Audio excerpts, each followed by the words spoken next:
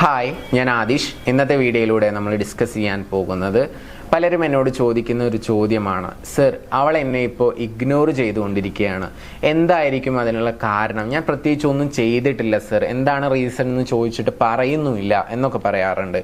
അപ്പോൾ അവൾ നിങ്ങളെ ഇഗ്നോർ ചെയ്യാനുള്ള കുറച്ച് പോസിബിൾ ആയിട്ടുള്ള റീസൺസ് ആണ് പറയുന്നത്. ഏകദേശം 10 റീസൺസ്.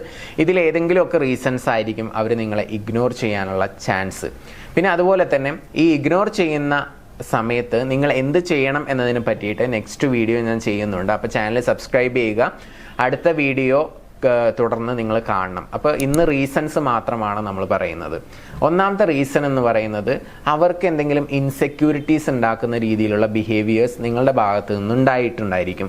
ഇപ്പോൾ ഉദാഹരണമായിട്ട് പറയുകയാണെന്നുണ്ടെങ്കിൽ അവരുടെ ഫ്രീ ടൈമോ കാര്യങ്ങളോ ഒന്നും നോക്കാതെ നിങ്ങൾ എപ്പോഴും വിളിച്ചുകൊണ്ടിരിക്കുക, അവർക്ക് അവരുടെ ജോലി ചെയ്യാൻ സമ്മതിക്കാതിരിക്കുക, അല്ലെങ്കിൽ എപ്പോഴും മെസ്സേജ് അയക്കുക, ഇനി മെസ്സേജിന് പെട്ടെന്ന് റിപ്ലൈ കിട്ടിയിട്ടില്ലെങ്കിൽ ചൂടാവുക. അപ്പോൾ ഇങ്ങനെയുള്ള കാര്യങ്ങളൊക്കെ ചെയ്തിട്ടുണ്ടെങ്കിൽ ചിലപ്പോൾ അവർ നിങ്ങളെ ഇഗ്നോർ ചെയ്യാനുള്ള ചാൻസ് ഉണ്ട്.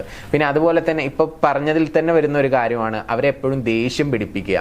അവർക്ക് ഇഷ്ടമില്ലാത്ത കാര്യങ്ങൾ വെറുതെ സംസാരിക്കുക. ചിലപ്പോൾ ചില ടോപ്പിക്കുകൾ അവർക്ക് സംസാരിക്കുന്നത് താല്പര്യം ഉണ്ടായിരിക്കില്ല, അത് നിങ്ങളോട് ഓപ്പണായിട്ട് പറഞ്ഞിട്ടുണ്ടായിരിക്കും. വീണ്ടും അത്തരം വിഷയങ്ങൾ പറയുക, അവരെ ദേഷ്യം പിടിപ്പിക്കുക. അല്ലെങ്കിൽ ചില ആളുകളുണ്ട് സംസാരത്തിൽ തെറിയൊക്കെ പറയുന്ന ആളുകൾ. അപ്പോൾ അങ്ങനെയുള്ള തെറിയൊക്കെ പറയുന്ന സമയത്ത് ചിലപ്പോൾ അവർക്ക് ഇഷ്ടമാവത്തില്ല, അവർക്ക് ദേഷ്യം വരും.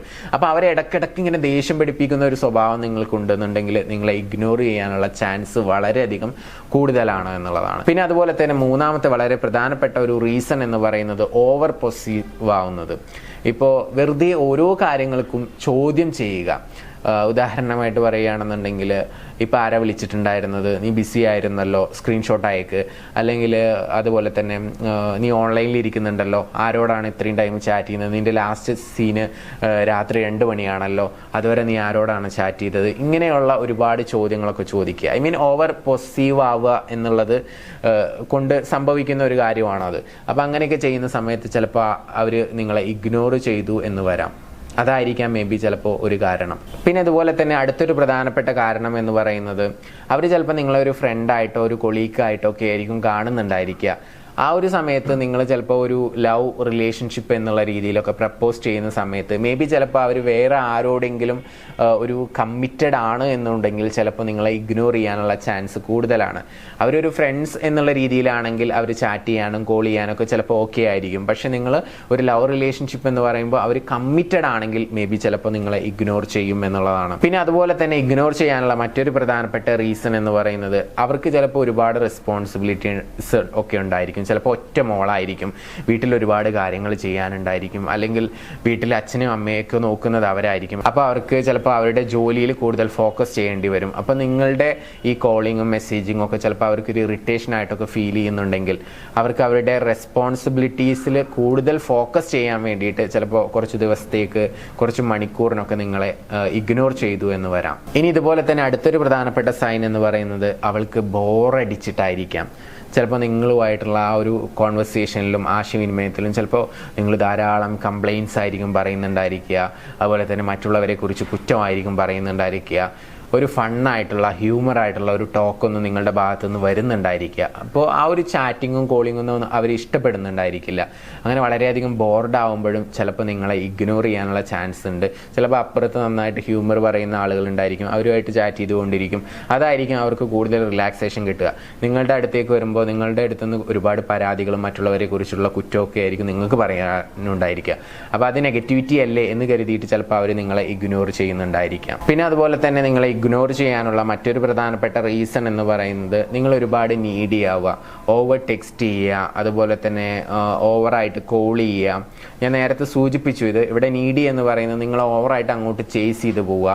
അവിടെ ഇൻസ്റ്റാഗ്രാമിൽ ഫോട്ടോസൊക്കെ നോക്കുക, ആ ഫോട്ടോസിന് വേറെ ആരെങ്കിലും ലൈക്ക് ചെയ്തിട്ടുണ്ടെങ്കിൽ അതാരാണ് എന്താണെന്നൊക്കെ പറഞ്ഞ് ചോദ്യം ചെയ്യുക.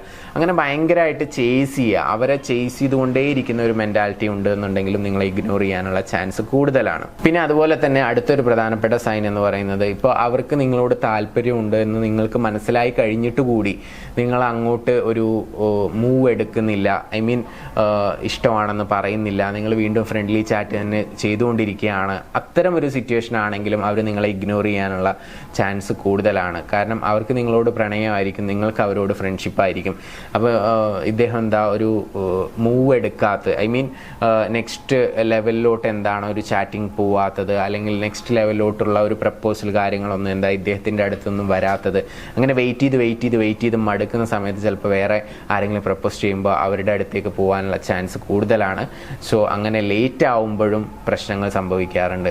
മേ ബി ചിലപ്പോൾ അതായിരിക്കും ഇഗ്നോർ ചെയ്യാനുള്ള ഒരു ചാൻസ്. പിന്നെ അതുപോലെ തന്നെ ഇഗ്നോർ ചെയ്യാനുള്ള മറ്റൊരു പ്രധാനപ്പെട്ട കാരണം എന്ന് പറയുന്നത്, നിങ്ങൾ ചിലപ്പോൾ ഒരു 2 ദിവസം ചാറ്റ് ചെയ്യും, പിന്നെ ഒരു 4 ദിവസത്തിന് നിങ്ങളെ കാണത്തില്ല, പിന്നെ അത് കഴിഞ്ഞാൽ ഒരാഴ്ച കഴിഞ്ഞ് വീണ്ടും വരും, വീണ്ടും കണ്ടിന്യൂസ് ആയിട്ട് ചാറ്റ് ചെയ്യും. അപ്പോൾ നിങ്ങൾക്ക് വേണമെന്ന് തോന്നുന്ന സമയത്തൊക്കെ ചാറ്റ് ചെയ്യാൻ വേണ്ടിയിട്ട് ഫോഴ്സ് ചെയ്യുക.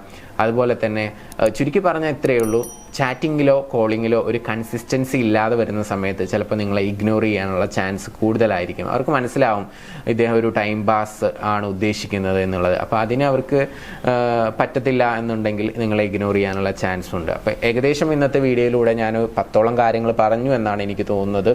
അപ്പോൾ ഇത്രയും റീസൺസ് ഒക്കെയാണ്. ഇനി ഇത്തരം സന്ദർഭങ്ങളിലൊക്കെ നിങ്ങൾ എന്ത് ചെയ്യണം, നിങ്ങൾ എന്താണ് ചെയ്യേണ്ടത് എന്നതിനെ പറ്റിയിട്ട് അടുത്ത വീഡിയോയിൽ വളരെ ഡീപ്പായിട്ട് പറയുന്നുണ്ട്. അപ്പോൾ ചാനൽ സബ്സ്ക്രൈബ് ചെയ്യുക, വീഡിയോ ഇഷ്ടപ്പെട്ടാൽ ലൈക്ക് ചെയ്യുക. നിങ്ങളുടെ സുഹൃത്തുക്കൾ ആരെങ്കിലും ഇത്തരത്തിലുള്ള ഇഷ്യൂസിലൂടെ കടന്നു പോകുന്നുണ്ടെങ്കിൽ അവർക്കൊക്കെ വീഡിയോ അയച്ചു കൊടുക്കുക. നമുക്ക് പുതിയ വീഡിയോ ആയിട്ട് വീണ്ടും കാണാം. Thank you. നമസ്തേ.